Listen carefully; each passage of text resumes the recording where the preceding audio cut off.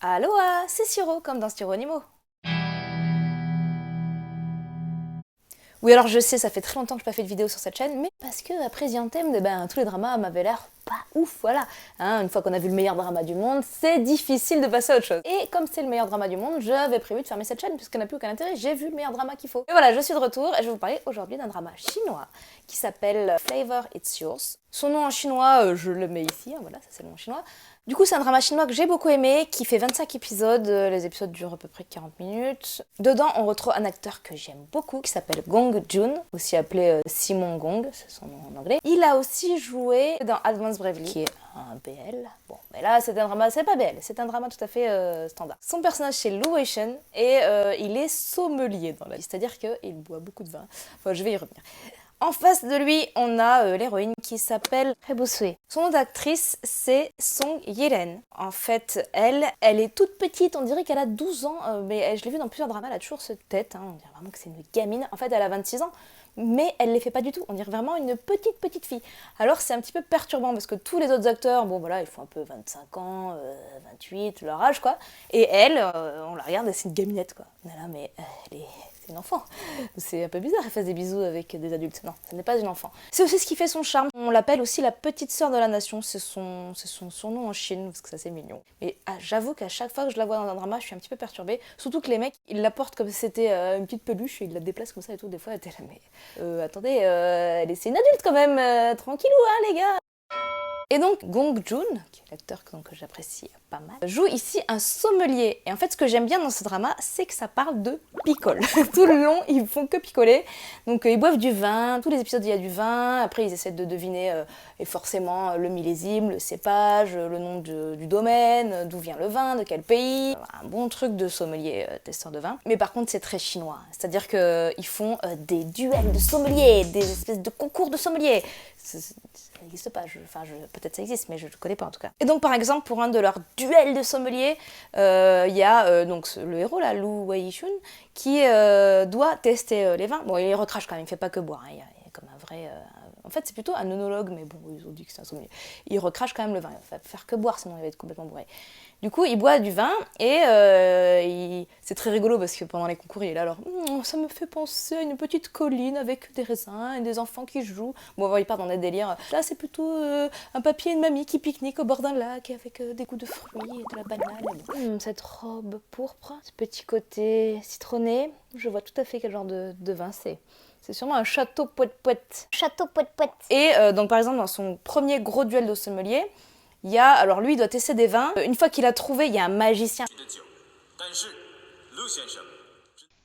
Je n'aime pas les magiciens, je déteste les magiciens. Donc, si vous pouvez arrêter d'être tout magicien. Magicien, c'est ringard. Il y a un magicien avec une meuf qui est plongée dans l'eau avec des chaînes et tout, et lui il doit goûter les vins. Et quand il a trouvé toute la bonne combinaison de vins, il met tous les bons châteaux machin, châteaux trucs, voilà. Il y a une épée, Excalibur, il décroche l'épée. Logique. C'est n'importe quoi. C'est un concours comme j'en ai jamais vu de ma vie. Est-ce que ça existe ça? Genre un mec c'est un sommelier, l'autre c'est un magicien, et puis ils font un truc complètement l'esbrouf du vin et de la magie? Non, non. Mais c'est très rigolo. Donc voilà, c'est très chinois, bling bling de la mort. Donc il y a lui c'est son métier, hein, c'est goûteur de vin, et du coup il a un palais magique, son palais, enfin le goût. Il a un palais magique. En fait, quand on représente son palais, on fait une bibliothèque avec tout plein de livres, et puis il va chercher dans les livres, il va regarder, ça c'est quel vin, ah oui parce que là, c'est 2017, très mauvaise année pour le vin, donc non, plutôt en Espagne, plutôt machin, plutôt en France. Alors c'est très bien parce qu'il y a plein de noms de trucs français, Pomerol, Château Truc et tout. Donc ça, moi j'ai vraiment kiffé. Donc lui, il a le palais absolu, le sens du goût absolu, très fort. Et donc en face, on a la petite Hebusui, et Hebusui, ça veut dire, son nom en fait, ça veut dire la meuf qui n'est jamais bourrée. J'aime beaucoup ce nom. Et du coup, en fait, elle a pas de goût du tout depuis qu'elle a eu un accident quand elle était petite. Et elle a plus du tout le sens du goût. Ce qui fait qu'au début, pour nous montrer ça, elle mange du citron, du wasabi, enfin les mecs qui parlent dans tous les sens. Calmez-vous, on a compris, elle a pas trop le sens du goût, mais elle est pas obligée de bouffer des trucs dégueulasses non plus, n'importe quoi. Et bien sûr, par un concours de circonstances complètement fifou, c'est complètement absurde. En fait, il y a un camion, et lui, il la sauve. Enfin, vous savez, les trucs dans les dramas qu'on a vus et revus, le cliché de... Hop, la meuf, elle tombe sur le mec et ils s'embrassent par hasard. Ça n'arrive jamais dans la vie, hein. Jamais ça peut arriver. Moi, les rares fois où je suis rentrée dans quelqu'un, c'était au bureau, j'ouvre une porte avec un café, ça a failli être plutôt une catastrophe, le café sur le mec, tout renversé, plutôt qu'un truc romantique. Non, jamais. Donc eux, c'est comme ça, sauf que comme elle mesure 12 cm et que lui, il est grand, enfin peut-être il a une taille normale en fait, je sais pas, elle est vraiment très petite elle. Du coup, ils ont fait un espèce de truc complètement improbable où elle vole comme ça et puis tombe et puis voilà, c'est pas logique du tout, c'est n'importe quoi. Mais c'est rigolo. Des effets spéciaux de haute volée. Haute volée, c'est un peu le saut qu'ils font pour juste ça. Déjà, c'est improbable. Et avec ce bisou, il semblerait que leur goût soit échangé. Donc, lui, il a plus de goût du tout alors que c'est son travail, il a besoin de goûter du vin toute la journée. Et elle, qui pouvait plus rien goûter depuis des années, retrouve le sens du goût, elle mange plein de trucs, elle est très contente. Bon, après, elle va bouffer du poulet frit. Et bon, et donc après lui, il lui court après pour essayer de retrouver son sens du goût. Donc c'est toute l'histoire du drama, ça tient là-dessus. Grosse excuse à bisous. Ce drama, grosse excuse à bisous. C'est des clichés dans tous les sens. Mais alors moi, les clichés, si c'est bien fait, franchement, je suis pour. Si les clichés sont vraiment bien amenés, si le truc est bien filmé, si les personnages sont crédibles et sympathiques, si c'est bien fait, moi, je suis bonne cliente, je dis ok. Mais, on va se calmer un petit peu, on va pas faire qu'ils font que des bisous, ça n'est pas possible, au bout d'un moment, ça va pas être logique. Donc, ils ont fait un petit système qui fait que, en fait, c'est temporaire, il faut un bisou, ça dure pas très longtemps, l'échange de goût, de sensation de goût. Parce que sinon, ils feraient que ça. Donc après, ils ont quelques chances pour échanger leur truc et que ça marche. Il y a un autre truc assez rigolo sur l'héroïne, c'est qu'elle est tellement petite, minuscule, que à chaque fois qu'elle met des chaussures compensées, donc elle met des méga semelles, et là on sait qu'elle va devoir faire un bisou au héros debout face à face quoi. Parce qu'on se dit, c'est bizarre, elle met jamais de chaussures compensées, sauf sur certaines scènes. Chaque fois qu'elle met les petites chaussures compensées, il y a bisou, et il faut qu'il soit à peu près à la même hauteur, parce que le mec il va pas se pencher en 12, enfin... Un truc que j'ai bien aimé dans ce drama, c'est qu'au tout début, il y a un acteur qui apparaît, qui est une espèce de mafieux qui s'appelle Ge. Ge, c'est le frère. Hein. Et en fait, c'est Fang Mingjun. Enfin bon, c'est l'acteur qui joue Main en fusion dans The Anthem, là, qui fait un Wen méchant. Alors qu'il a, au bout de 5 minutes, je fais ah, l'acteur de The Anthem, je le reconnais. Direct, on me la fait pas moi. Hein. Donc j'ai l'œil maintenant et je reconnais tous les acteurs chinois. Alors, il y a des choses qu'il ne faut absolument pas faire et qu'ils ont fait dans ce drama. Par exemple, je déteste les magiciens, mais je déteste aussi d'autres choses, c'est les mecs qui ont des lunettes sans verre. Parce qu'ils se disent, ça va être plus pratique pour le tournage du drama, on n'aura pas les reflets et tout, on va mettre des lunettes sans verre, ça va être mieux pour tout le monde. Sauf que non, c'est pas du tout crédible. On voit un mec qui a pas de reflets dans ses trucs, tu te fais comme ça, tu sens que tu vas lui crever les yeux. Non, mettez des verres en lunettes, c'est pas bien. Donc il y a plusieurs personnages, il y en a au moins 2, qui ont des lunettes sans verre et ça se voit et c'est nul, ne faites pas ça, c'est de la merde. Ensuite, que j'aime pas trop et qui font dans plein de dramas, c'est les trucs qui sont reliés depuis l'enfance. Quand en fait le héros et l'héroïne se sont déjà croisés quand ils avaient 6 ans, ils s'étaient fait une promesse. Alors ça on le voit partout en ce moment, stop ça, c'est pourri aussi, enfin arrêtez de faire que tout soit relié, c'est pas obligatoire, on dirait Star Wars, soit les mecs, faut que tout soit relié, sinon c'est pas bon. Non, c'est de la merde. Donc on le sait maintenant, les dramas chinois souvent ils sont redoublés après et c'est un petit peu dérangeant des fois parce qu'on voit que c'est doublé, c'est un peu bizarre parce que je sais pas si c'est leur voix ou si c'est d'autres acteurs qui les doublent, mais le fait d'avoir doublé tout pour unifier les dialectes de toute la Chine et tout, bah, c'est toujours un peu bizarre. Enfin c'est mal doublé. Il y a une chanson à un moment, c'est hyper mal doublé, c'est désagréable, tu vois que... Enfin je sais pas ce qu'ils ont foutu, la fille elle chante, elle a la bouche qui fait comme ça, et la chanson qui fait... Enfin c'est nul, nul. À un moment, il y a un extrait de BoJack Horseman. Et je m'y attendais pas du tout à voir ça dans ce genre de drama. Et ça, c'est rigolo quand même. Bon, le plot est assez intéressant et dès le premier épisode, on est un peu à fond dedans. Parce que, donc voilà, il y a cette histoire d'échange de goût. Et en fait, on se dit, waouh, comment ils vont faire et puis, il faut que lui, il boive du vin. Donc, comment il va faire? Il faut qu'il boive. Il y a un couple secondaire qui est vraiment cool aussi. On a Mia qui est super classe, grande et tout. Et elle me fait assez rire parce qu'elle a un petit air de Jimin de BTS. Mais elle est vraiment super la classe. Et Yin Hanke, donc ce deuxième personnage masculin, j'en dis pas trop sur cet autre personnage, le deuxième garçon, parce qu'il est assez mystérieux et il se passe plein de trucs autour de lui. Là aussi, ils ont fait un gros cliché scénaristique. Normalement, c'est interdit. C'est le truc où tu dis, il y a 2-3 trucs dans les règles de scénario qu'il ne faut jamais faire. Comme à la fin dire « Ah ben c'était un rêve » et tout le monde se réveille. Ça, c'est interdit, personne ne fait ça. Et il y a 2-3 autres trucs, donc je veux pas le dire parce que ça spoil beaucoup. Mais ce qu'ils ont fait de ce personnage, c'est un petit peu abusé. C'est un peu abusé, mais c'est pas grave, ça passe parce que le personnage est intéressant. Il est patron d'un bar, il a un bar et du coup il fait des cocktails. Et là aussi, ils nous mettent des cocktails un peu à tous les épisodes. Et ça, à chaque fois, je trouve ça assez intéressant. Donc, par exemple, ils sont là, oui, oh l'alliance du Cointreau et du machin, c'est tellement intéressant. Enfin, c'est des cocktails, les mecs.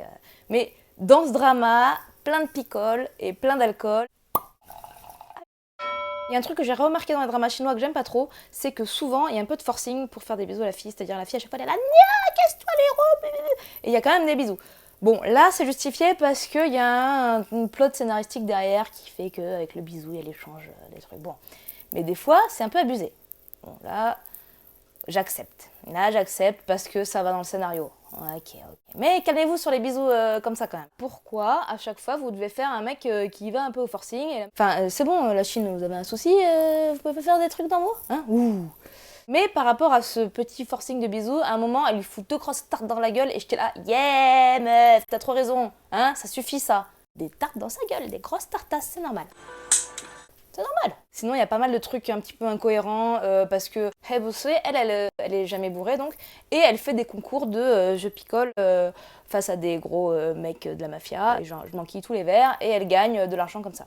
Si on gagne pas, hein, pourquoi pas. Donc tous les deux, ils travaillent dans l'alcool, c'est marrant. Lui, il est sommelier, il a le goût, le palais très développé, poète, bourgeois, il peut deviner tous les vins en testant le verre comme ça, même à l'odeur. Avec sa robe pourpre. Cassis, fraise et un petit arrière-goût de sel. Ça me rappelle l'automne au bord de la mer. Et elle picole des gros trucs, elle se fait des grosses caisses, mais son nom, ça veut dire jamais bourrée, et elle est jamais bourrée, et c'est son gagne-pain. C'est assez rigolo.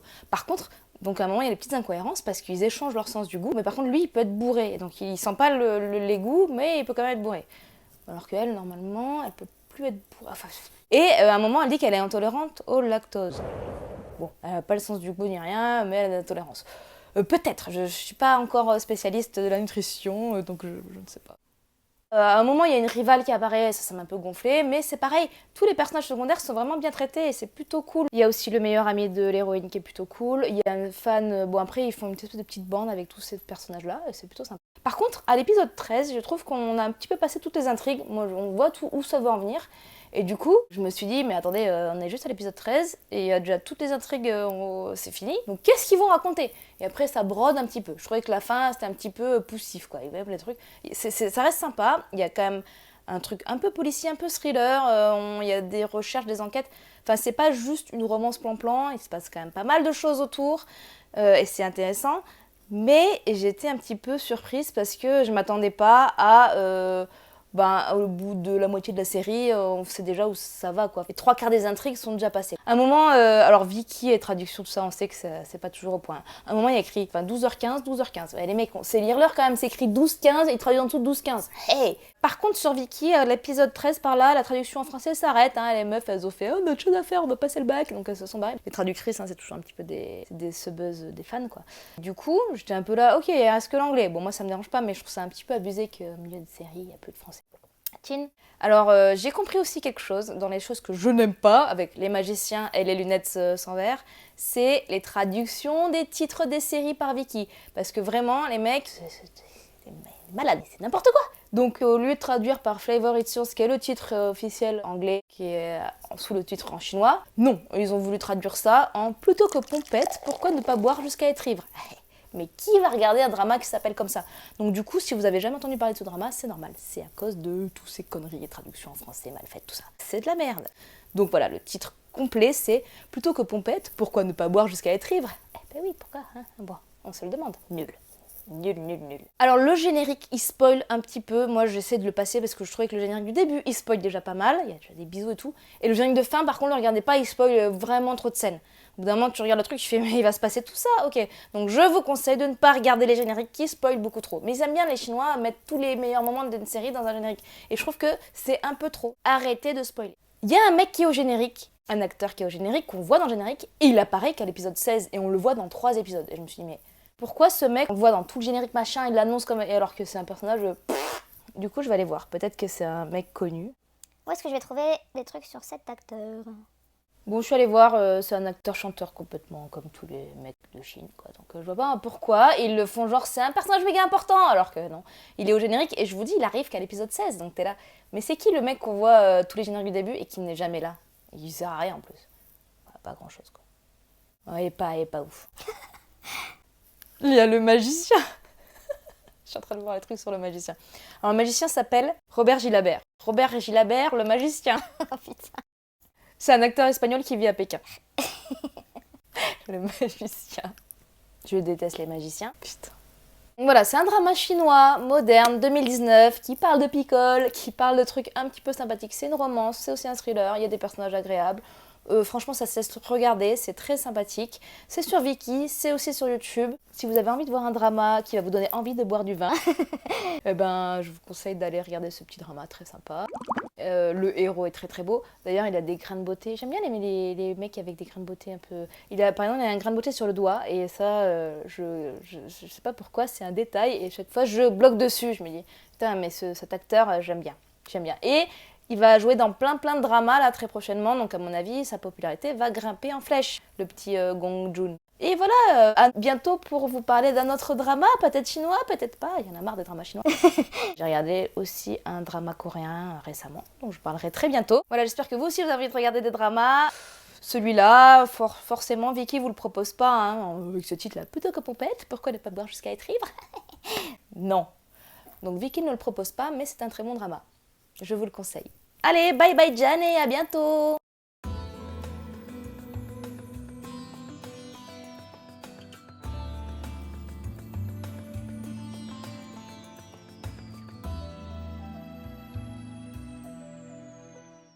Transition picole. Et un petit arrière-goût de citronnelle. Je me demande quel son petit côté au bord de la mer. Chin chin. Putain, c'est compliqué, hein. Kumamon. J'espère que ça vous a plu et que vous avez envie de regarder des draps, parce qu'on aime bien les draps, non, des dramas. Ça marche. Ah, attendez, il faut que je vous montre ça. Donc c'est des au raisin et c'est des chocolats sans marque. Et j'ai mis Wang Yibo là pour cacher la marque parce qu'on ne sait pas ce que c'est ce genre de chocolat. Des chocolats au raisin. Et Wang Yibo. Le magicien. Le magicien. Petit message à Wang Yibo, arrête la magie. Je dois le dire, hein. N'aime pas du tout les magiciens. Magicien, c'est ringard. C'est nul, c'est ringardos.